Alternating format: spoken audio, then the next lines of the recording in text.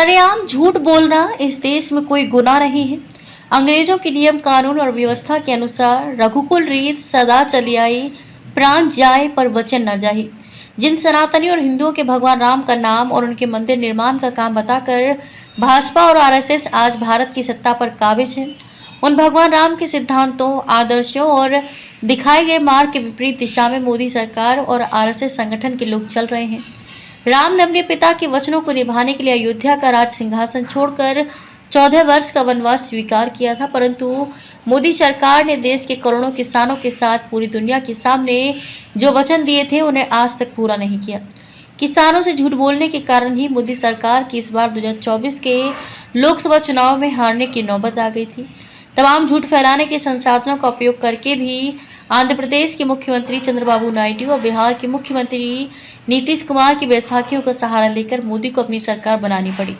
अब बैसाखियों पर चलने वाली सरकार लंगड़ी ही कहलाएगी, जो कभी उस व्यक्ति की तरह दौड़ नहीं सकती जिसके दोनों पैर सलामत हैं। हालांकि अंग्रेजों के कानूनों नियमों से बनी इस व्यवस्था में अपने वचनों से पलट जाना, जिसे थूक कर चाटना कहा जाता है, कोई अपराध भी नहीं है। इसलिए तो संविधान है, सुप्रीम कोर्ट है, उसके बावजूद देश के करोड़ों किसानों के साथ न्याय नहीं हो पा रहा है। न्याय होगा भी कैसे जब देश की आजादी अंग्रेजों के कानूनों में बंधी नियमों का एक दस्तावेज है, जो भारतीय स्वतंत्रता अधिनियम 1947 के अधीन है और भारत का संविधान अधीन है।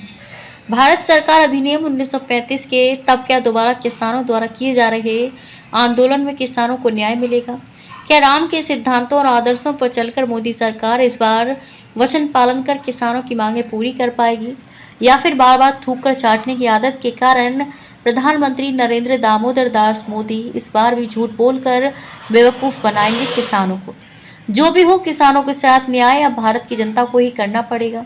इस अंग्रेजों के कानूनों नियमों से बनाई गई व्यवस्था में यदि न्याय होता तो पूरी दुनिया के सामने झूठ बोलकर मोदी सरकार द्वारा किसानों की मांगे मानने के बाद उससे मुकर जाने पर भारत के करोड़ों किसानों को दोबारा न्याय के लिए आंदोलन नहीं करना पड़ता।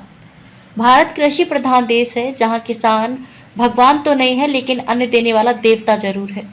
खबर को शेयर फॉरवर्ड कर पूरे विश्व में पहुंचाकर विश्व गुरु भारत में सहयोगी बनकर बिना वर्दी के सैनिकों की तरह आप भी गर्व महसूस कीजिए। देश और दुनिया की ताज़ा और विशेष खबरों के लिए देखते रहिए सैनिक गर्जना न्यूज चैनल। नमस्कार।